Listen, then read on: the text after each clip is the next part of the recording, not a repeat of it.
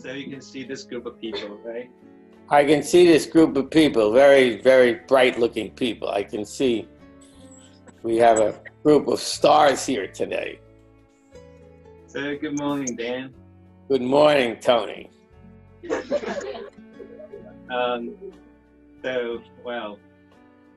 very happy to have you today.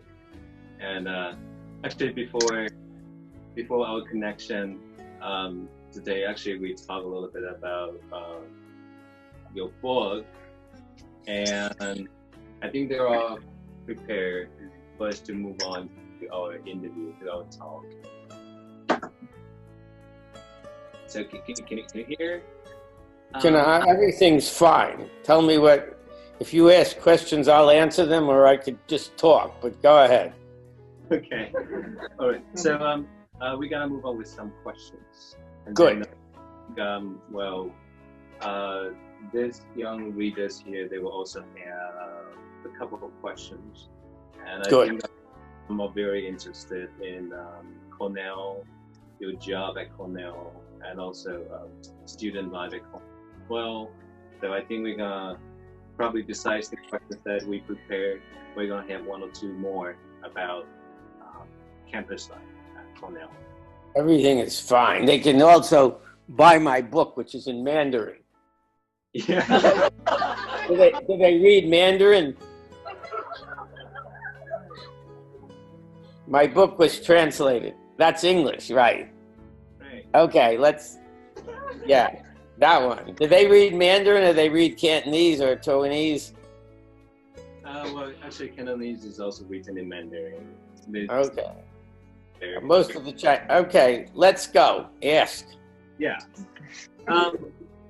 So when you're reading a book, we just feel curious. What is your motive behind the writing of the book? And we know. Yeah. Okay, you gotta go first. Well, it depends on what kind of book you're reading. Everything doesn't come in the same flavor. If you're reading a book about philosophy, you're interested in the ethical and the questions, and perhaps the questions about how the world is organized. If you're reading a book of history, you're interested in facts and also in the overview. But when you read a book of imaginative literature, you read it to understand how other people are living, and so in a particular time and place.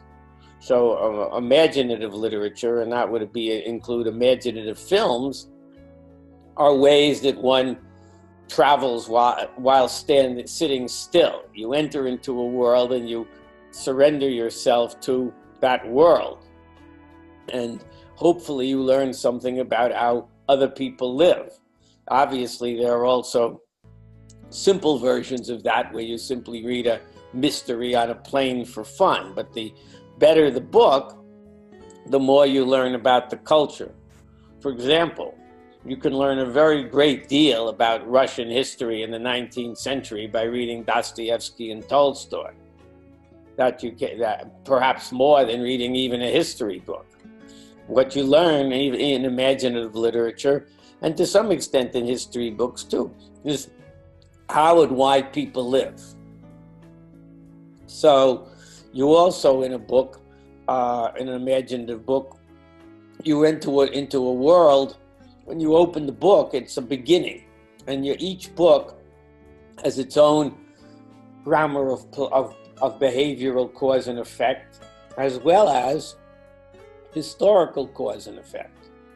So sometimes you can learn more about truth, in quotes, by imaginative literature, particularly profound imaginative literature, than you can in a history book.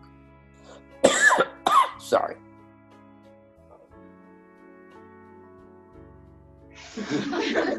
You want, right. So that's my answer to that question for now, unless you want me to go further. I could do more with that question. Yeah, I mean, so what is your motive? What is the reason for you to write such a book in defense of reading? Well, a reason for a book in defense of reading, it's not as if somebody was standing up and saying we shouldn't read, but it's a way of defending what happens when you read imaginative literature. And one of the things, and there's a whole methodology for reading set forth in that book and some of my other books. My method of reading includes what I call my mantra: always the text, which means close reading, and always historicize, which means understand something about the historical context in which the book was written. And it also includes knowing something about the author's life. For example, it matters that James Joyce is Irish and that Dostoevsky is Russian. And it matters the kind of life they lived and how they're historically shaped. Great imaginative literature both reflects the historical period in which it was written, but it also creates it. In other words, it's part really of studying history and culture is to know these very important books. So, for example, another book, I don't know what they've read, but you take Forster's great novel about India, Passage to India, that opened the door in England to what was actually happening in India. India, at the time the book was written, was perceived by photographs of India, and it's kind of a romantic place. People didn't understand the racial and ethnic divides before that. So books can actually change the way we think. People began to realize that power corrupts, and absolute power corrupts absolutely, and began to consider whether India should be a colony. And certainly Gandhi played a large role in that, but this book raised the consciousness of British people. So imaginative works have an amazing effect sometimes. Another example of that, which you may have read, I actually lectured on this at Beta years ago, about Heart of Darkness. Heart of Darkness was a book that changed the way England in particular and some European countries perceived colonialism. Colonialism had been just wrote pictures of animals in Africa, and people didn't realize the exploitation that was going on there. So imaginative books can have a tremendous effect. I could cite other examples of that too. So that's the historical effect. But when writers know something about the history, when they create the imaginative world, they can create a very different image of the country than the politically accepted one. And certain books have had a tremendous effect. But most books that are serious have some effect. And poetry does too. Poetry can also have an effect. That's the historicizing. Always the text means that when you enter a book, every book has its own genesis, its own beginning. And when you enter into a book, even on the first page, you've closed your world to an extent, and you're in this world. And each word, and as the book evolves, you have the pleasure really of sort of thinking about it in terms of what you know, but also journeying in this world that you've never been in before. And other examples, which is an area I teach, where imaginative literature has been very effective, is in the Holocaust. One of my best-known books is called Imagining the Holocaust, and it's about books and films about the Holocaust. That can be more effective, somebody's memoir or a novel about something like the Holocaust, than simply statistics, 6 million people were killed. Or something, if we were to take it back to China, sometimes, you know, what happened in your area, Nanking, could be more effectively rendered by an imaginative book than saying so-and-so people were killed by the Japanese invasion and so people were raped. You see what I mean? In other words, it can bring the full force of human experience in an imaginative way, can be more compelling than statistics. Yeah, definitely. Well, another thing is that when you when you write the title of the book, it's in defense of reading. So when you say defense, do you imply that there are actually accusation or suspicion or doubt about the function of or the mere act of reading? I would say that to some extent, it's a provocative title, but some people think, perhaps, that imaginative reading is a waste of time. And I'm talking about how reading can be the windows into the world, and it's time extremely well spent. And one of the nice things about reading, at least, is that unlike, say, videos or TV, you, in a sense, when you read, provide your own video. In other words, there's a difference between watching what a character looks like and imagining it, or watching what a town looks like and imagining it. If you read a page of a novel with your group, but ask them to write down, even just a page, what they remember, it will always be different. So that there's a kind of wonderful private aspect to reading too. And what I always find when I go to see the film of a book I've read, that I had a different version of that transformation. So there's something very private about reading. And the other thing about reading is you can stop at any time and just think about it. I can, just like I'm going to do now, close the page, and I can't do that, and then we'll just think about it. So I think reading is, it's at least, it's a very private activity. It's something that when it's done, when parents cultivate it early, it's something that you can do at any time. I know in China you're very pointed to your exams, and you may not have time for reading as pleasure. But what I have always hoped is that my students have a little time to read the second book of a book we're talking about in class. Now, obviously, as the term progresses and we get closer to final papers, they might not. But now we have a 6-week break. So I'm hoping the students, for example, who read, well, in one class we read Mrs. Dalloway by Virginia Woolf, and another one we read To the Lighthouse, and I'm hoping that each class will read the other one. And also sometimes towards exams they rush through books like people do in China also. So but it's a lifetime of pleasure. And it's something that you can't, whatever happens to you, nothing can take away the ability to read carefully. And I call it reading powerfully. There's really levels. When we talk about reading, and I think I make this clear in my book, reading is like playing tennis. In the terms, we all don't read equally well.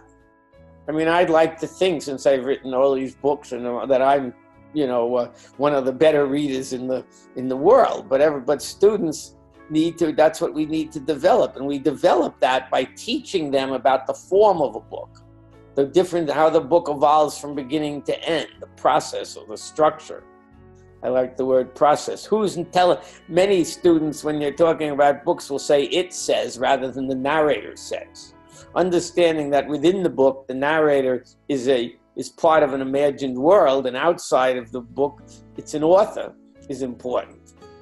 Understanding the choice of language, metaphors, and understanding the difference between a realistic text, which talks about how the book represents the world, and a text that has allegorical significance.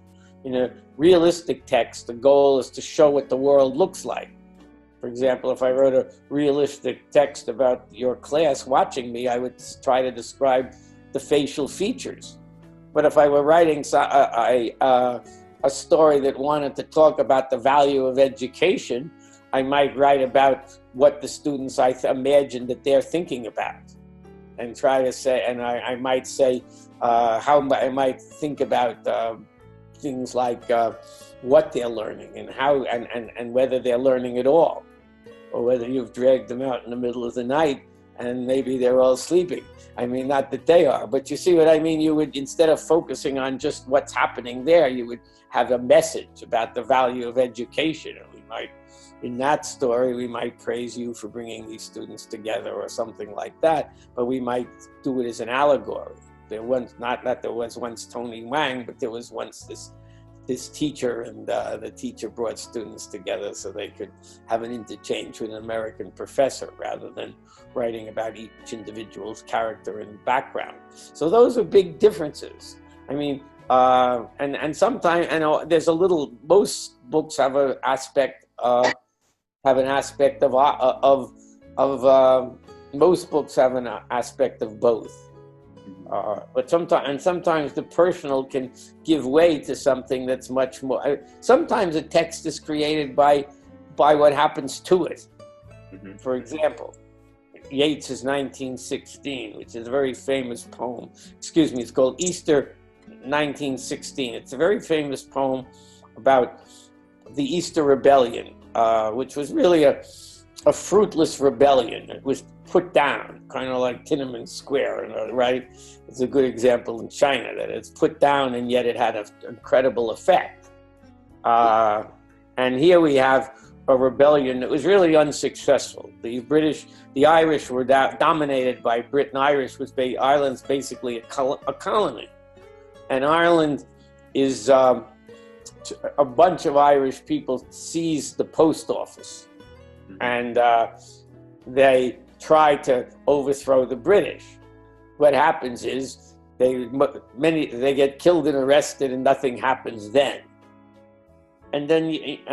But partly because of Yeats's poem, and Yeats starts and he names some people who he said he thought they were mediocrities, and now he sees them as heroes. This poem, remember, the Easter Rebellion basically is total as a political military act, total loss.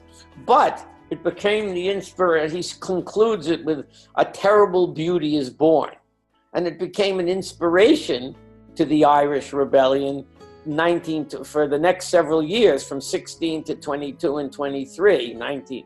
And it turned out to be a very important poem in the Easter Rebellion, which as a military political act failed, became a literary act, which made the next rebellion succeed. So this is another example of the efficacy of literature. And also turning a bunch of people, this would be also an example for me of turning people, the representation of people into these people into heroes. Whether they were heroes or whether they were stupid it became irrelevant in some ways, except for the people who are dead, of course. Yeah. Are the kids following me? Ask them. Are you following me? Can you follow this? Am I over your heads, or are we on the same page? I'm talking to the kids now. Are you following me? I'm looking at the girl in yellow. Can you follow what I'm saying? I'm the only one in the yellow. Yeah, I feel like I'm actually a computer science student. I personally read some things about literature that has influenced how we think and influenced our society as a whole. And I think that's powerful. A lot of the students in my classes are actually engineering and computer science students. And in fact, my classes are almost all electives. And they fill up from people from all over the university. But some of my very best students are STEM students, which is interesting because if I went over and took advanced courses in STEM, I would fall on my face. But it's, at least in America, there's a lot of crossovers. For example, I had a graduate student a while ago who was part of this conference in my honor last year that you know about, and he invented Google Chrome. Wow. Yeah, and another Cornellian was one of the inventors of Netscape, which is now, but people, and this fellow who was, while he was doing his doctorate with a very famous computer science guy, he chose to do his minor in English. So a lot of computer science and STEM people, at least in America, are trying to be what we might call polymaths. It's a tricky word. People who are multifaceted, and there's certainly a place where digital humanities is important, and it's also places like Microsoft and Facebook like humanists, because these people bring a kind of human perspective to the work. So I think we're seeing more field integration than we used to. And obviously some of the messes at Facebook wouldn't have, might have not have happened if they had a few more ethicists. We got on their, I mean, some of this stuff is obviously, some of this is the more people, the more, maybe not the more people in a room, but the more voices that are qualified in a room brings together sometimes some important, helps foreground important issues. So what I would urge is that I don't see a conflict at all between STEM and the humanities. I think that we urge at Cornell, and I am particularly urge that people in their later years of undergraduate education take a course completely out of their area. That is, and the humanists need to learn something about economics and computer science, and I tell them that. And these STEM people, if they can find a place in there, and they usually can, they should take a course in music appreciation and creative writing and some writer that they're interested in. So I think that's what an educated person is. And I certainly don't speak as somebody who mastered computer science, but I've certainly tried to use technology and should try even more. I mean, we want people who are not only who are literate, and also we didn't talk about it yet, but who can write. And this one of the reasons people major in English is, well, there's several reasons. One is we try to teach students to read powerfully and read with sophistication, proactive reading. We could talk about that later. To write lucidly, to speak articulately. I mean, that's a very important part of American education, more so than in China, that students are active and participatory in class, okay? And we try to also have them think critically and know what the difference between truth and propaganda is. Do they know that I've lectured in China? Did you tell them that? Well, actually, I talked about that a while ago.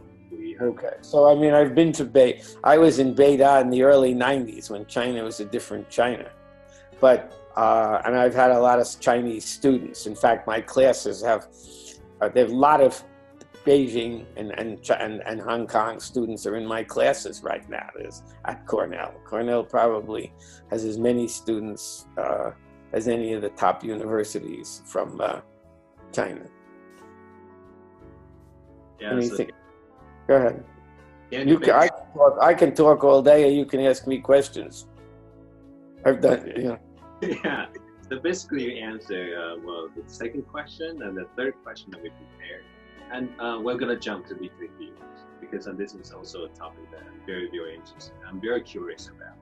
So, in what way do you think literary theories, especially the literary theories that are popular in the 20th and the 21st century, so how theories change people, still changing people's way of reading, and do you think these changes are good or not? Well, first of all, we've always had theory. The notion that theory was somehow invented in the late, in the 70s and 80s is sort of untrue. It's almost like the argument that sex was invented in the 1970 or 1980. They didn't get that joke. Okay, in other words, we all think that everything was invented yesterday. So I actually wrote a book that got a lot of attention called The Humanistic Heritage, and I talked about the theory. There was theory before theory. In fact, that was sort of my career book, so I don't accept that. What European theory did, really much of it came from France in the 70s and 80s, was to say that there is no one universal reading, that what deconstruction tried to do, and that was the name before this term, was to say that there are gaps and fissures and problems with any interpretation. But people knew that before. I mean, we were talking about that before that, the European influence. It's true that when I was a young student, there were some professors who believed if we took a poem or a book and we talked about it long enough, we would all come to the same view. But I never believed that. In other words, so what deconstruction said really is that the one reading idea is not correct, and there are multiple ways of seeing a text. And I agree with that. I think what the people like Derrida and Foucault brought to the fore was something that a lot of people were thinking about. When I've been on colloquiums with famous, back in the 70s and 80s, with theorists, and when we actually got to talking about an individual poem, it was quite similar. I mean, so, but the idea, what deconstruction and what theory did, it reminded us that the logic community of readers is one, that we all read differently, and that it depends on what perspective you're coming from. If we take a poem in this group and we read it together, you will read it differently because of your Chinese heritage, and then I will read it, and the students within the class will read it differently. You can get 15 people who grew up on the same block in New York, and they will read it differently, and they can be the same age. We bring different things to a text, right? Okay? So I think that that's important. And the same thing is true of looking at paintings. So, but theory, there was at some of the major universities, somebody's leaving. There was at major universities a debate about how to read. And obviously, in some ways, my book is a response to that, and my career has been a response to this. It's a continuing debate. But we learn from there have been many different literary approaches proposed in the last 50 or 75 years. And in my view, I call myself a pluralist. So I try to learn from all of them. It depends, what approach you use depends on two things: what you're trying to learn and what the text tells you. In other words, some of it is a text generates its own approach. For example, I don't know if they even know who James Joyce and Yeats are, but these are the most important Irish writers of the 20th century. And because it's Ireland and because of the politics that Britain basically was suppressing Ireland, you need to know more about history than, say, you do for some other texts. But you always need to know something, but you need to know a great deal about history when you're more about the history than if you're dealing with say Yeats or William Butler Yeats or James Joyce than you would if you were dealing with, say, an American poet like Wallace Stevens, who after T.S. Eliot's the most famous American poet of the 20th century. So you choose your approaches. Obviously, if you've been teaching males and you come to Virginia Woolf, you want to talk, or Jane Austen, you want to talk about feminist criticism and talk about what writing as a woman is and what reading as a woman is. So you adjust your approaches to a text as a teacher, but even as a reader, to the writer that you're reading. I mean, there are Chinese writers for whom it's extremely important to know historical context. But when somebody's talking about, say, love poetry, less so, right? Yeah. So you need to know where. So these are things going on, and obviously, if you're dealing with a gay writer, you want to make that. You try to make that part of the discourse. And so when we talked about, just right as we've mentioned, E.M. Forster was a gay man, and writing about him, you need to know some of what's happening there, because at that time you couldn't write about gay sex, so you have to look for things in the text, like with guys helping another guy get dressed. There's a lot of that's what we mean by reading powerfully and knowing a little bit, and you can sort of understand that when one character's dressing the other, there's something going on there. But people back in the day when I studied, some of this wasn't even talked about. Mm-hmm. But you need to know some background, and of course there are things now that are talked about in class that weren't 75 years ago or when I was a student.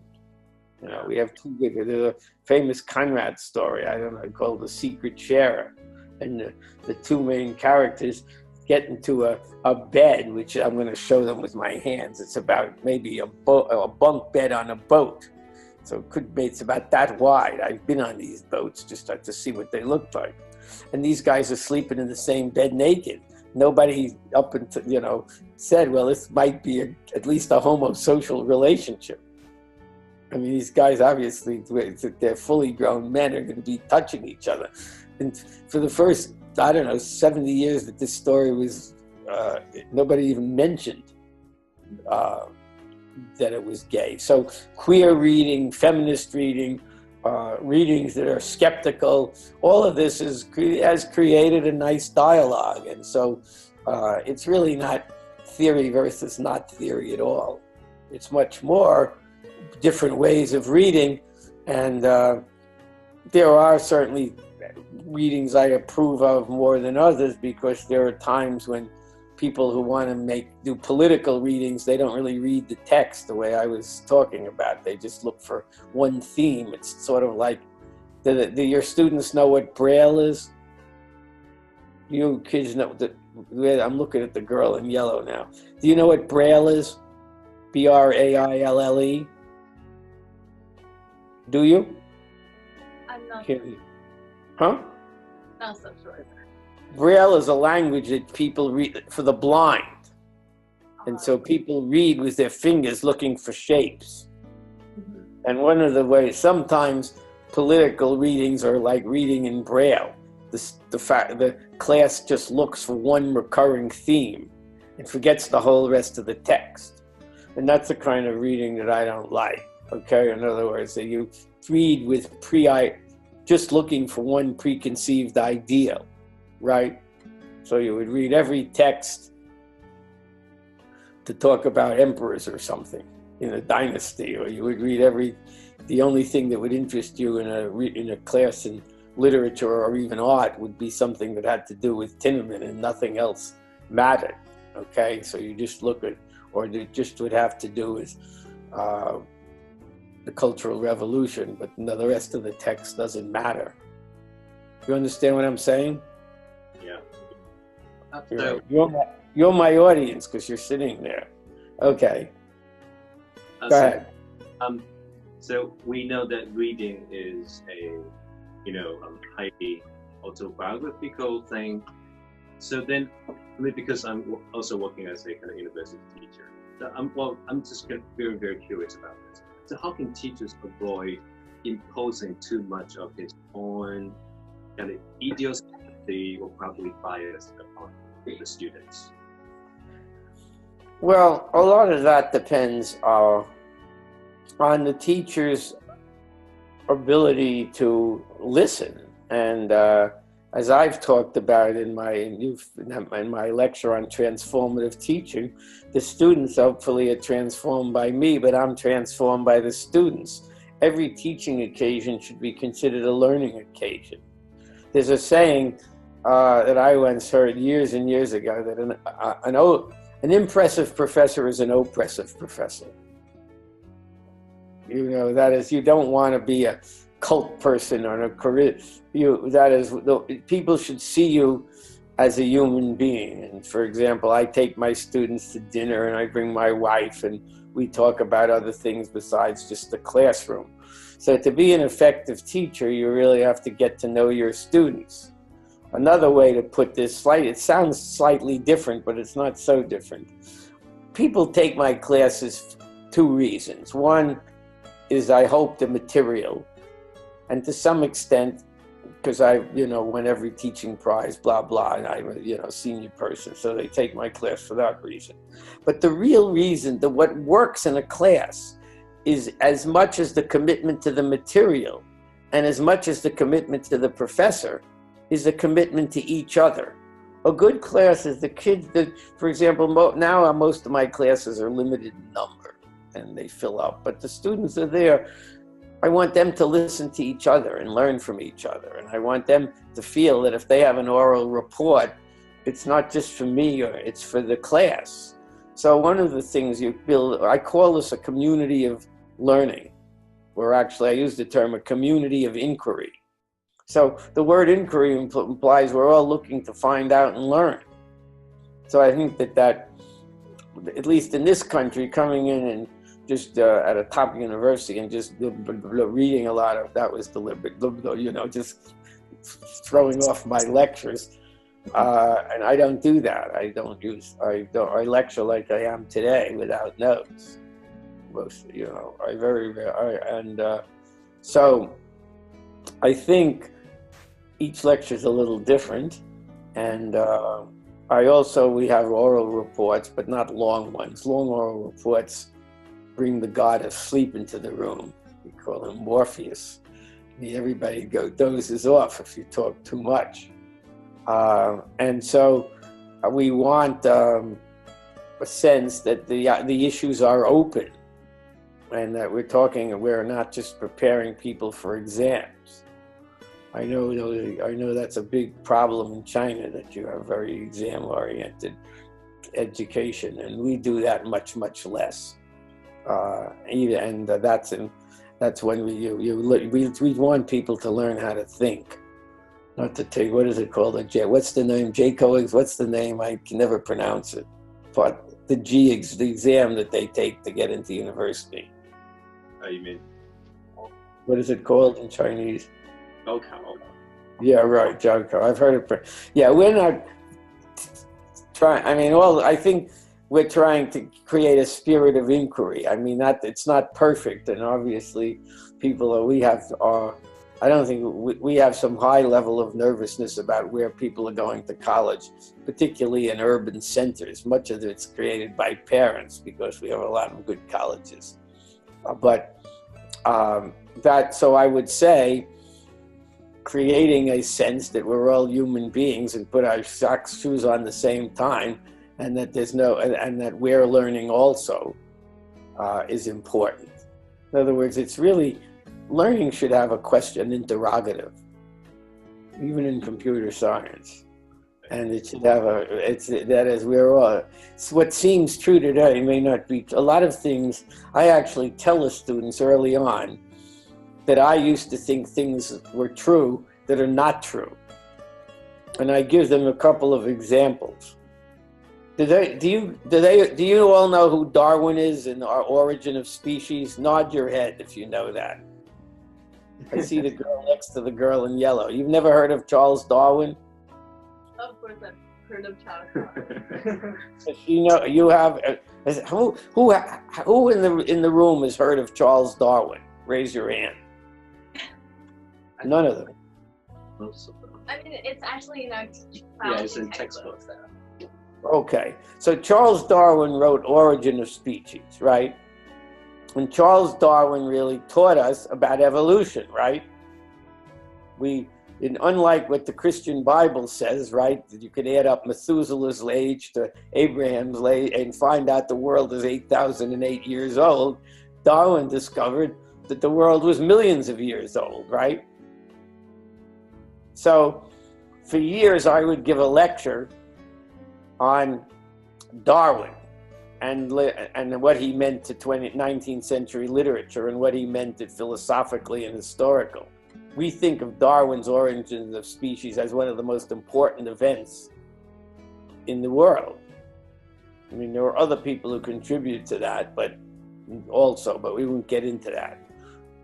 And then, in the middle of the first decade of the 20th century, I was asked to give a lecture, I think it was 2009, on the 150th anniversary of the Origin of Species, which was actually 1859. And so it was a sort of a fancy lecture. And I thought to myself, I've been lecturing on this for 35, 40 years. This should be easy. And it turned out, when I started to poke around and learn about how the Origin of Species is now regarded, And for example, when I was in your age, I learned that evolution was kind of progressive rather than random. And so I learned that had been teaching, and what was true, and when I learned it, say and when I first put those lectures together in 1970, was not true at all anymore. It was a little off on this point and a little off on that point. So I spent the entire summer relearning Darwin and realized that what had been true, to the best of anyone's knowledge, in 1970 was no longer true in 2009. And this is an example. So my lecture in 2009 was much better and more accurate. Of course, now I've been giving the lectures. Basically, what I learned in 2009 is informing my classes in 2018. There's always a danger if I gave another big major lecture that I'd have to change my mind. And I've also in my life found things that no one else knew. For years and years, there was books on a particular famous poem by American Wallace Stevens would talk about a painting that influenced him called The Man, and the poem was called The Man with the Blue Guitar. For decades, scholars would write about how The Man with the Blue Guitar by Picasso influenced Stevens. Well, it turned out when I went to Chicago to look at The Man with the Blue Guitar that there's no such painting. The painting's called The Old Guitarist, and there's no blue guitar at all. And so I was able to figure out that not one painting, but many paintings, maybe 6 or 7 paintings influenced Stevens. So there was a chance, and there are others where I was able to contribute to knowledge. But so knowledge is a continuing thing. I've actually probably been responsible for relabeling in art museums, which is another one of my interests, 20 paintings. But on the other hand, there's things that sometimes I just look and I see the years wrong, or the title's wrong, or that people aren't getting the irony, or there's something on the wall that's wrong. But there's lots of things that I think I know, I'm sure that I don't know, because I'm learning all the time. So this is why professors should be relatively humble and to explain to students that we're a community trying to learn together. I may know more than you about this, but sometimes students tell me things that are in class, or they see things when we go to the art museum that I don't know. And people, particularly where we have greater diversity in the classroom, this makes a big difference. I mean, I taught a very advanced freshman seminar this year, and one of the students was from India, another student was from Hong Kong,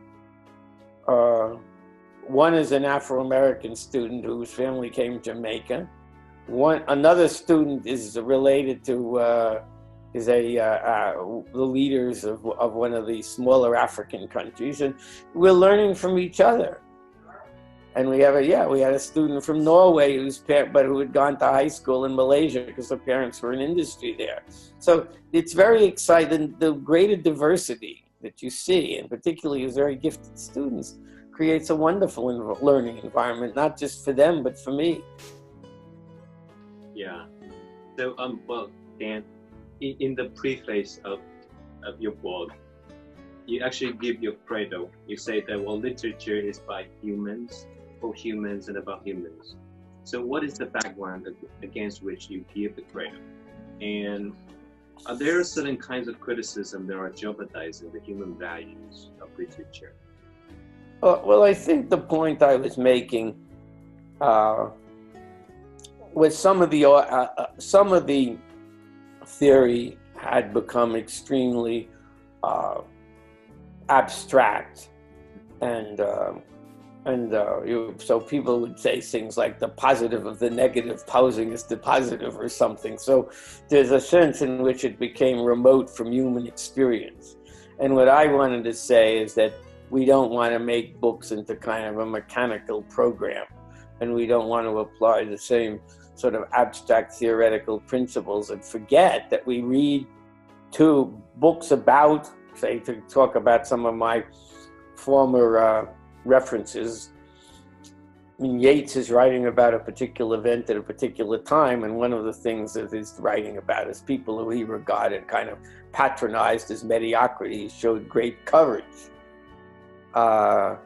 And I think the human factor is what I've kept coming back to in this little colloquium we're having. And I think there was a tendency to over-theorize. Even some of the feminist literature, some of it became very abstract and really unreadable. So the students' eyes would glaze over when they read people, you know, and then some of the people stopped writing. There was a tendency also not to write lucid, readable prose. When I write my books, and I've written quite a few, I write as a teacher. Even when I wrote my book on the New York Times, and try to be, at least. I mean, obviously, everybody writes bad sentences, and everybody, when they reread their own stuff, and of course, unlike the students, I'm handing in something that's been read many, many times, first by me, then by editors, and then by proofs. But it's important to write readable prose, and what I was referring to really was a tendency to make literature over abstract and not to talk about, as I did in my opening sentence, literature as an imagined world in which one enters and reads about other people, right? So that's sort of what, and I also think sometimes we got into situations where talking about power relationships and writing really literature, not about the book, but about what we believed. And so it really didn't matter if we read the book or not. So I think that's what I was talking about. So that when you read, yes, you read a lot about Russian history and Dostoevsky and Tolstoy. You'll notice I keep coming. I deliberately decided to use about 7 references in this talk. So I don't know if did they read the great Russians? Have you read, any of you read Dostoevsky or Tolstoy? Those are, I'm going to editorialize slightly. Probably two of the five greatest novels in history, if not, are by Dostoevsky and Tolstoy. War and Peace, and Brothers Karamazov. But possibly, if you added the 10 greatest novels, you'd have to add Anna Karenina and Notes from Underground. So these are if you haven't read The Great Russians, you haven't really read the novel. Okay? And so that's what I'm referring to. And so we're interested in the people, not just Russian history. Did that help you with that answer? That it was a response to overly abstract theory, but also by saying humans, we're emphasizing the humanities. The humanities is about how people live, why they live, for what they live, how they have lived in the past, how we can learn from them. That's why we call them humans. Yeah, actually, I agree completely with what you say, and I put very similar things into the mission statement of the review. We're going to put the mission statement on the website, so probably going to send a copy.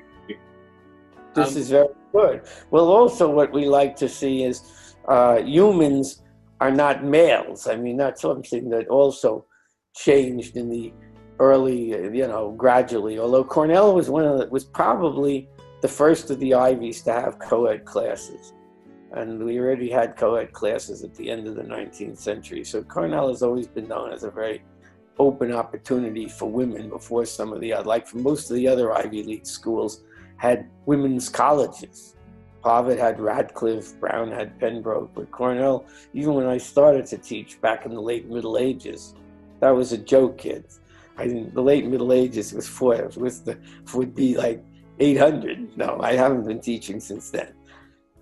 So what we see is greatest presence of women, greater diversity, and we are very much, that's part of the excitement that keeps me teaching, to see more and more and every kind of economic diversity too. Mm-hmm. So when you're talking about kind of professoring at universities, so what are some of the things that university professors value the most, and what are some of the things of the students that the professor may like the most? What a student, I'm not sure I got what the students like the most, or what do you ask? I missed something there. I mean, what are some of those things on the student that a professor may like the most? What do you like in students? Is that what you're asking, what professors like in students? Exactly. Okay. Well, it's also worth thinking about what the students like, but I think students like professors who get to know them and who care about them. I think that's one of the salient parts of my teaching, is that I know every student. I tell the students I'm there for them, and it's not just a relationship that's in the classroom. But what professors like is students who pay attention. I mean, I take attendance in every class, and so I have what I call APP, attendance, preparation, and participation. Those are those three things. I think more than you guys, the students are used to in China. We like students who participate, who ask questions, who come prepared to take part. If the student isn't prepared, and then you're talking to the wall. So you want students who are proactive, care about learning, engaged in the material, are there not just for a grade, but to open the doors and windows of their minds, and who come and who participate and even take initiative. And that's really, I mean, that's the one thing I would say we would like to probably see more from the Chinese students, is they tend to, they game the situation a little bit, you know, they try to figure out what they have to. They're less bold than the Americans, and that has to do somewhat culturally, and it varies within America too. I mean, some of them have been to schools, private schools or public schools, which encourage American students. So it's not as if it's home. And we also, some Chinese students are extremely proactive. I mean, some of my students actually have gone to secondary school, Chinese students in America. But that's not necessary or essential, but we sort of try. And then you can't really stereotype. I mean, one of the Chinese students that I know very well is extraordinarily gregarious. In fact, the person who translated my book was very socially mature. But we like students who aren't there for the grade, who are there to learn. You know, at my point, you know, I don't care about the grade much at this point in my life. I'm really interested in growing young adults. I'm interested in is not even what happens in there. I'm interested in what they become, how they become citizens, whether they become leaders in their country, what they contribute. These are important things. So I think in admissions, which I did some of when I was writing my book, I'm looking for people who bring something to Cornell, and also people who will bring something to their community. You can't only guess this, but it's certainly true that we're interested in students who play somebody has to play the bassoon in the Cornell Orchestra, you know, and someone has to edit the newspaper. So we're certainly interested in what people bring. But bringing also is being part of the community. At Cornell, this is true of all the top American schools. We're looking for people who bring something different, and hopefully will go home and be leaders and represent not just Cornell, but themselves. And we like to, I like to see when my students, last year when they did this event for me, you know, several hundred students came back, and it was impressive what they accomplished. So this is only a beginning. You know, if you win a prize from graduating from high school or even college, that's not the end, we hope, right? So we're interested in the whole growth picture, and how much and potential is important. But we've had I've been very fortunate with Chinese students. I mean, they're extremely gifted, and they're like all students, they come in different packages and they're different kinds of people. But they've done very well at the Ivy League schools because they're prepared. And sometimes we just have to maybe get them a little bit outside the taking exams as being the measure of a person.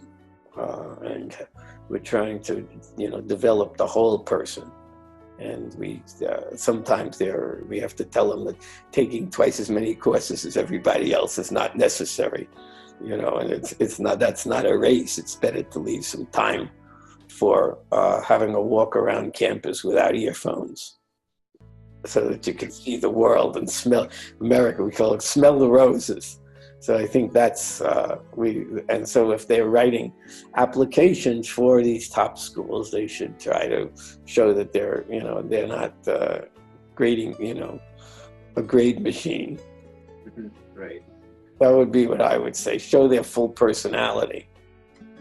You don't have to be the same person when you apply to college as when you go out with your friends, but you have to show that you have other interests and you want to do that.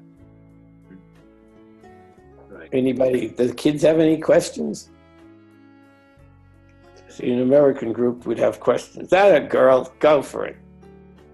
I think that you're the kind of person that is exam so much. It is true. I suppose that in your class there are not children exams, right? You're further from the mic. So I'm going to let Tony tell me what you asked. If we're America, we would put a speaker in front of you. You want to come up here? Oh, she's coming up. That's good initiative right there. See that? I like that. See that's good what you just did by yourself. Go ahead, talk. Okay, I suppose that you're the kind of professor that do not care about exam that much. I think the exam is not a major thing. The most important thing for study. So,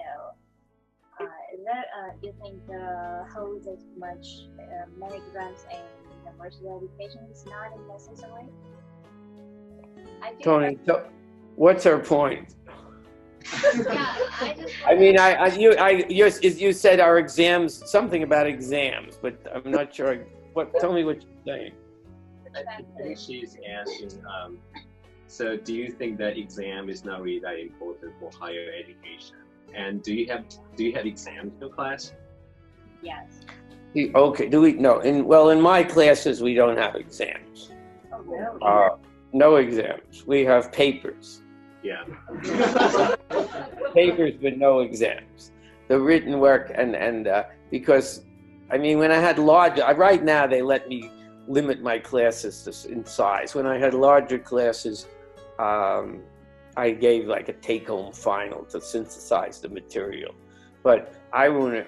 But my classes are the biggest are limited to like 30, and I can tell. I can walk into the room, and by the 15 minutes in the class, I can give the exam. I see every day who's prepared and how much.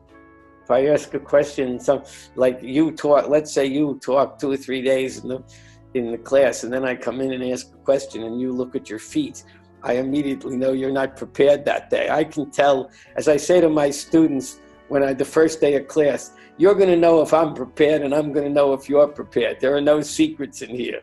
So I can, every day, in other words, I know by the end of the term exactly who knows what.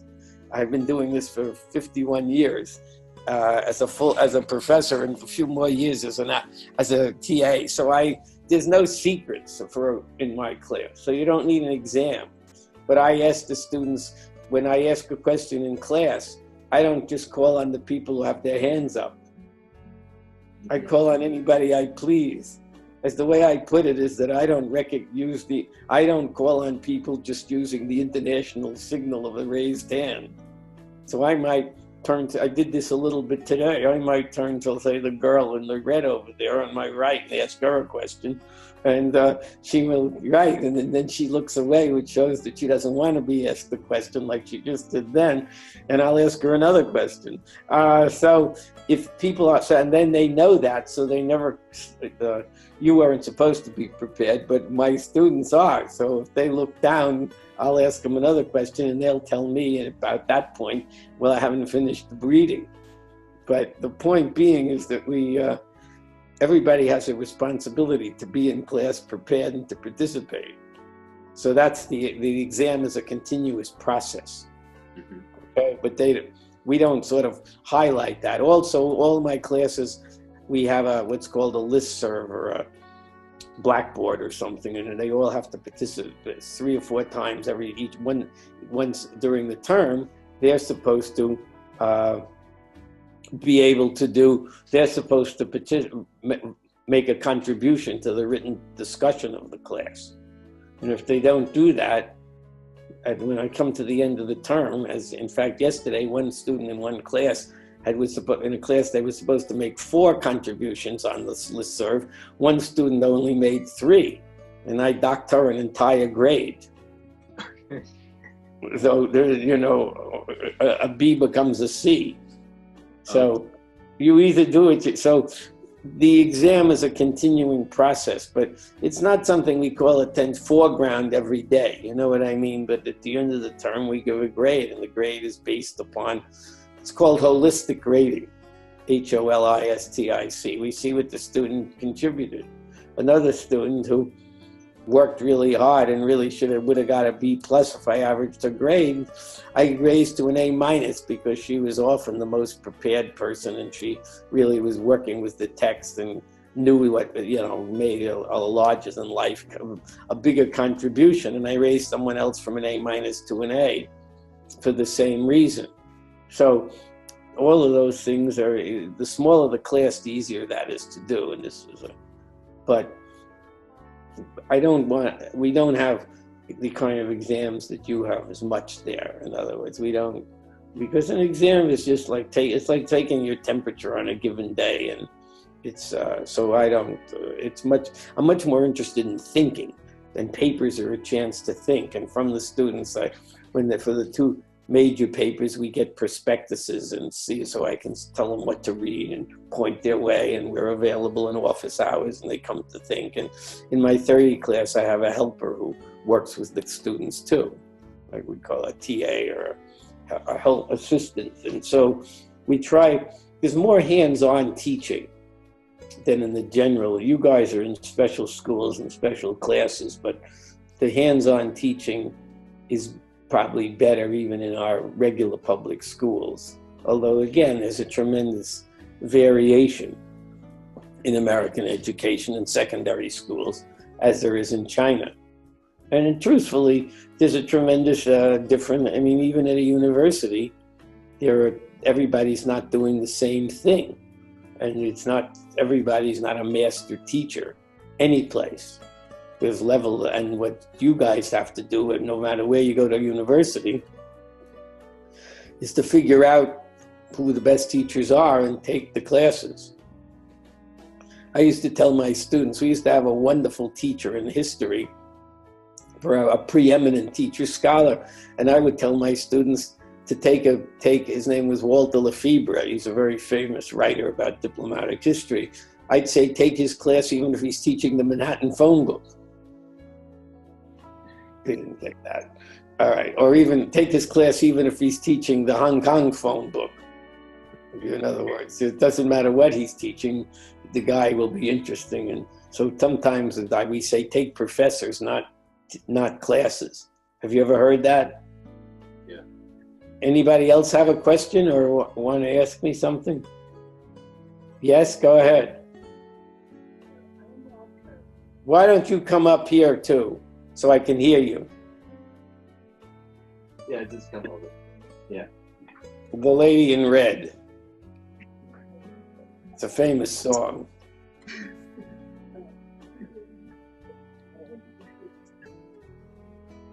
Okay. A little bit personal question. Like, you said that book can change people's think, but can book build up faith in people too? I mean, if one is losing faith in other, and can reading a book make him restore faith? Can reading a book what? I can't even see her. You're sort of in the corner. What did she say, Tony? She's asking if someone is losing faith, can reading restore people's faith? Faith? You mean religious faith? Is it faith? What kind of faith? Trust. I mean trust. Trust. What's trust? Like really believe in other can help him, or when someone doesn't believe anyone who wants to help him. Is it kind of faith, like religious faith? No. No, or is simply kind of people's belief in things? Believe in others. Confidence in things. Yeah. Okay. Tony. I think I checked into a little bit. She's asking, so can reading restore confidence in things? Well, that's a very complicated question. I mean, is one having a depression? Is one having existential angst? Is that we don't believe in our political leaders, that we don't believe in our, there's a kind of polemic reading that if you read somebody who believes in God or somebody who believes in a political system. So, for example, if you are doubtful about our political system, which is having something of a crisis now with Trump, or in fact, if you're doubtful about the fact that China really, while economically adventuresome, is pretty tends to suppress ideas. You reading somebody possibly could convince you that there's another way. I mean, this is really not even fiction canon. It's possible for imaginative literature to open the doors and windows, or make you think about philosophical issues. There's so it can perhaps it can develop trust. It also can develop lack of trust. You could, for example, there are books that talk about the implication of a political system. There's a famous, not a great novel, but Sinclair Lewis wrote a book, It Can't Happen Here, and it talks about how fascism took over in the United States. And certainly reading about repression and makes you aware can perhaps make you lose confidence and trust in a system. I'm sure there are novels in China about the Cultural Revolution in Tiananmen that make you aware of what happened. And I think there are even more novels in the Western world. A number of people left China and are now writing in this country or in England. So yeah, I could certainly, novels can make you hold up. The fancy term is it holds up a mirror, and you can see what happened in the past. I mean, for example, things like Hugo's Les Miserables in France showed us, the problems of a repressive government and how it leads to revolution. So novels do tell you about that. I mean, I don't think imaginative literature can build trust, but also can build skepticism. Possibly doctrinaire novels, like George Orwell, for example, right? Raising questions, 1984, what happens if you have an over-programmed country and people no longer tell the truth, but word speak or something, or Brave New World. So novels can both build trust, and trust and belief is a process. In other words, unless you have some sort of a religious conversion, people, at least in this country, we want our students to be continually looking at various political systems and political assumptions. I guess that's, not just accepting them. And when students come here, they begin to see other perspectives sometimes about their own country and about our country. There's no one system that is perfect or works. But life is a continuing process of knowing and unknowing. Unknowing is things are happening in this country that I never thought would happen with our current leadership. And things happen in every country. that, as you know, that in the last 50 years or 60 years in China, you've had a number of complete transformations. And right, I mean, that's and so people are constantly building and unbuilding trust. And one thing the kids should also know is one thing which we haven't talked about. You know, one way to approach all academic problems is to know the difference between the knowable and the unknowable. The knowable and in the contrast, what you know can change, but there's some things you can't know. We can't know the future, and they're all personally or politically, and we can guess on them. But there are also things we can't find out about the past. I mean, it's very hard to read the letters of people who were writing before there was pre-writing, and it's very hard to know what people's motives are. As far as I know, we don't have the letters of Alexander the Great, all right, or the early dynasties in China. So those are unknowable.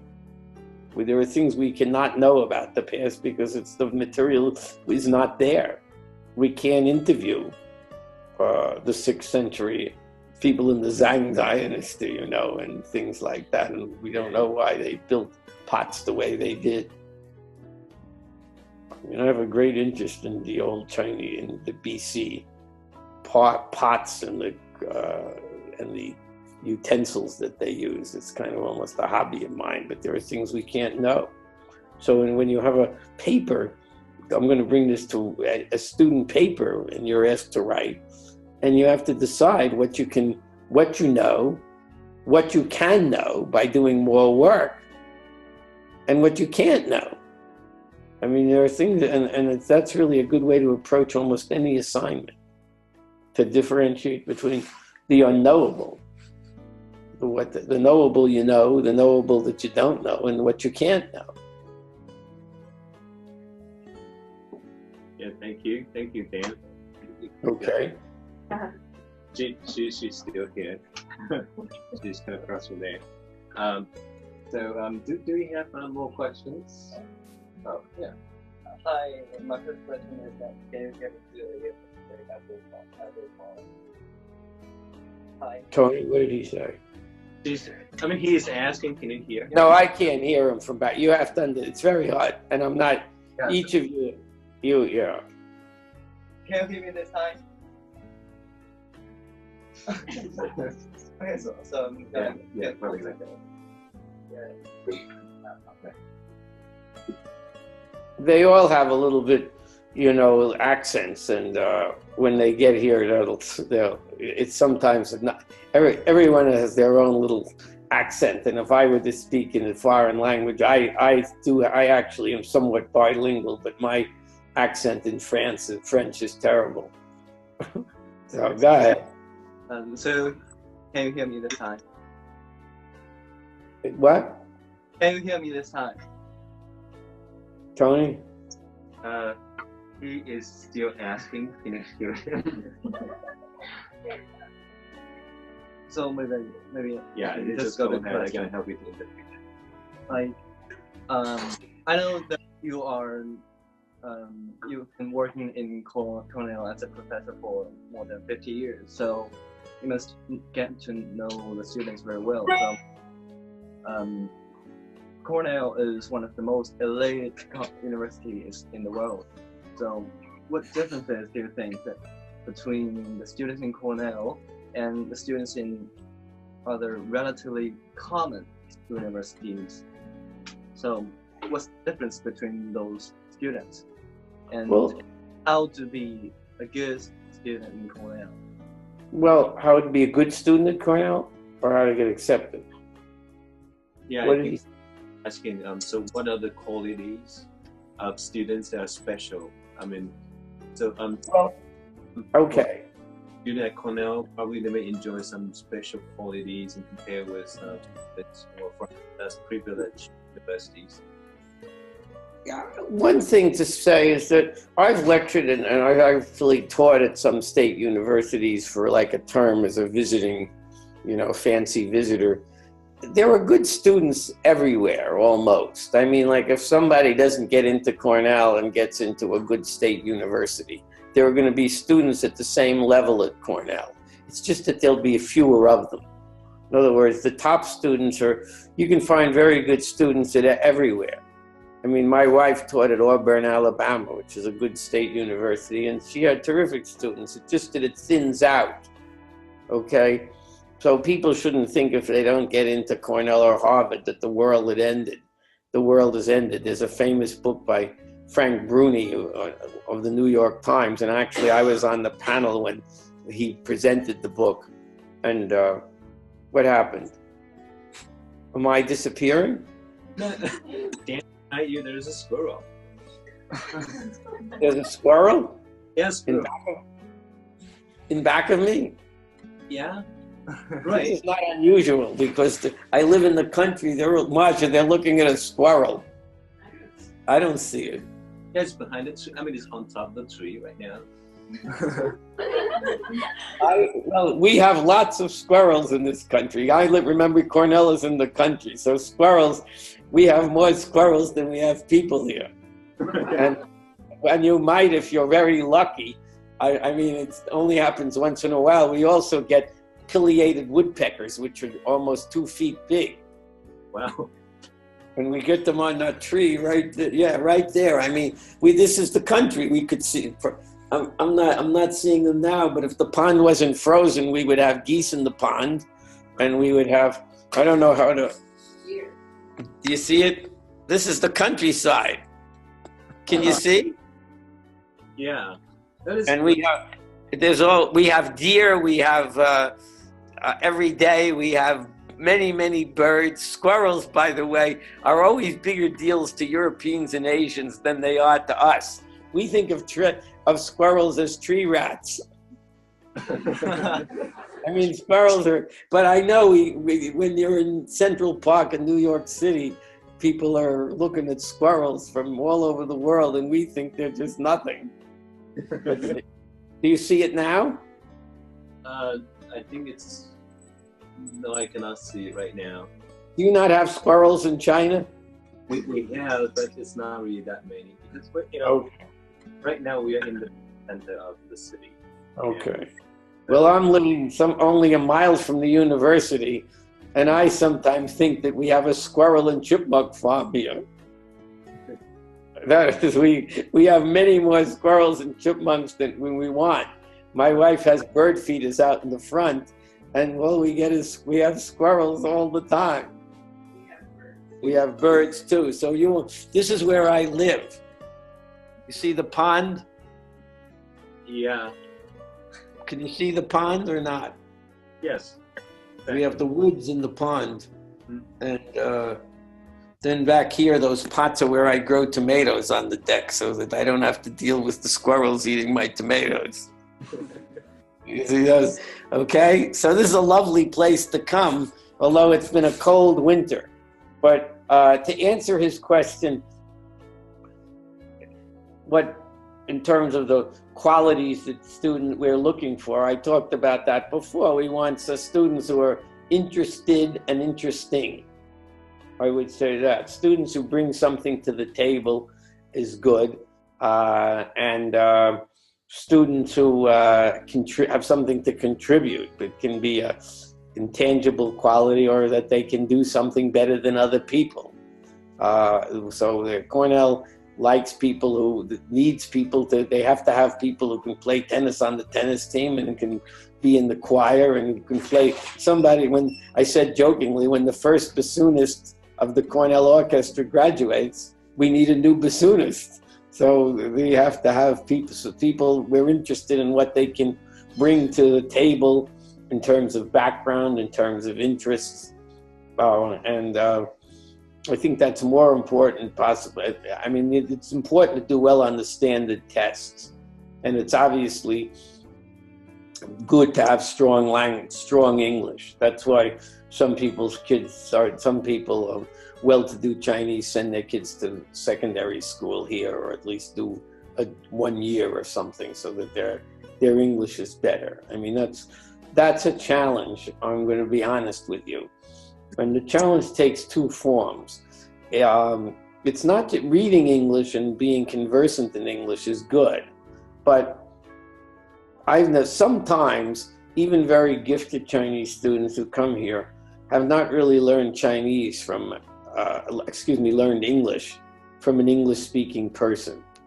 And if you can afford it and you get accepted at American University, I would recommend getting a tutor who actually spent a lot of time in England or America or Australia, or actually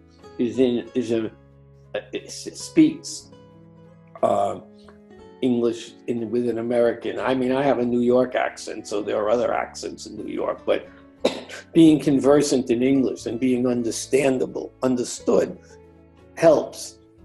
I mean, I have, and that's there's a variation there that honestly, you can think you know in grammatical English, but you're not. If you have a heavy accent, it's harder. And that's to be honest about it. I mean, most of the Chinese students, particularly from Hong Kong, speak very well. But even some of them don't have perfect. And the problem is, and I'm being honest about it, is sometimes the Chinese students who are told that they write well and even maybe get a 6 in the International Baccalaureate, they really have some quirks that should have been corrected. They use what I call the tack-on as in sentences, like they'll say a sentence that Irish writers often talk about politics in their poems and stories, comma, as indicated by. We call that a tack-on as, and that. Huh? There's another squirrel. All right. I think if we're starting to look at squirrels, it might be time to wrap it up. Okay? I think that if I were teaching a seminar right now and we had gone on for 90 minutes and we're looking at squirrels, I'd say, I think it's time we've probably done enough. Okay? Sometimes there's an expression in America, it's good to quit while you're ahead. Okay? So maybe we should, we'll call it a day here unless someone else has any questions. But that would be my advice, is be sure you're written in English, and what passes for good written English in China and good spoken English may not be at the level that you want to be, even if you test well. So if you do get into a major university and it's economically feasible, I've used the summer before to polish up your English. Okay, I see a number of recurring problems, and it's not just Chinese students, even Indian students who are supposedly an English-speaking culture sometimes are not corrected quite as strongly as they might. It is not easy to study in another language. I mean, when I say I'm bilingual in French, I'm being somewhat generous to myself because my accent's not good. And also, if I don't use it, it starts to go away. Like I try to speak French on every occasion I can. And that, by the way, is another thing. To get your English up to par, speak English to each other, not Mandarin or Cantonese or whatever. Make yourself speak English. I've tried to do that with French for my whole life, and it helps, but I can't find French speakers anymore. French used to be like English. That was the language you had to learn. Now, if I were learning languages, I'd probably have learned Mandarin or something, Spanish. But when I was young, French was the language. So I'm saying this, only practice a lot. When you're with each other, speak English, and that'll help you a great, great deal. Okay? Because it's very hard that's the hardest challenge to people coming to America, honestly, is speaking. But some people do it marvelously. I mean, there's some terrific successes, and then there are other people, there's one student I have right now, and I'm not sure if he was taught English badly or if he has a speech impediment. I've taught him twice in classes, and I'm not sure even the other Chinese students aren't sure, because his spoken English is is not really up to his written English, which is fabulous. Okay, so why don't we, let's call it a day? Yeah, Dan, before we call it a day, I'd like to kind of tell you two things. The first thing is that I love your place extremely, especially the squirrels. And the second thing is that I'm going to invite you to come to China next year. And I think we're going to talk about that in details after our talk today.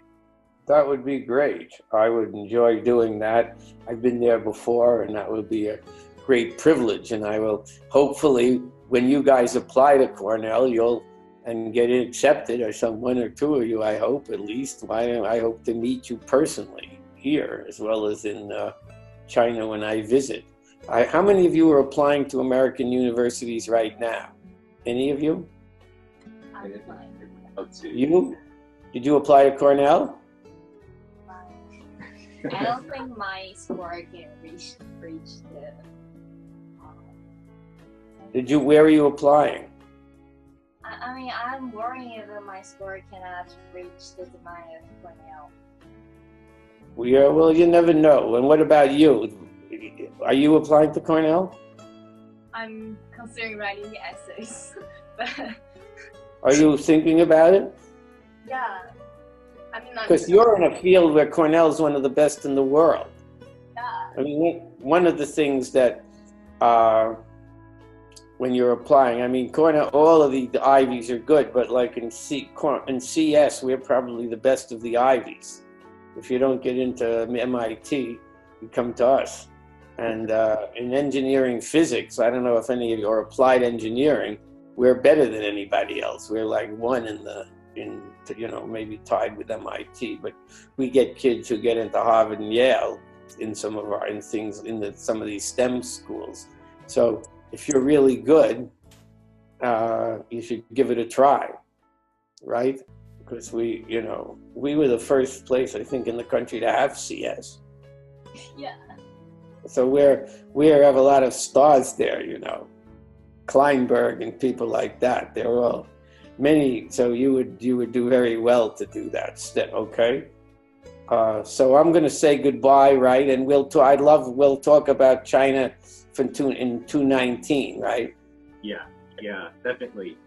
So I'm sending you the Hong Kong review. I think this guy's in Hong Kong. They have already arranged the mails and everything. And I'm not certain whether they will arrive before Christmas. I hope they will arrive before Christmas.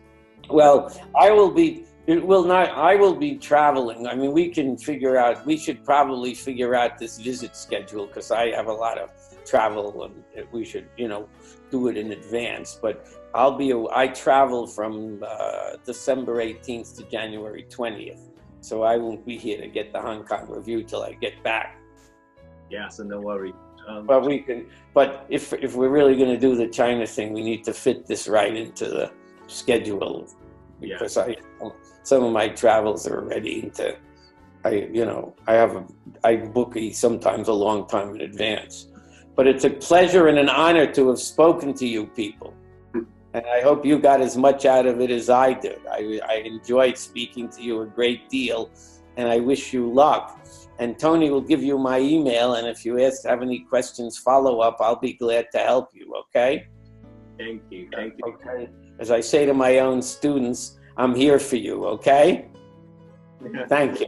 Okay, bye-bye.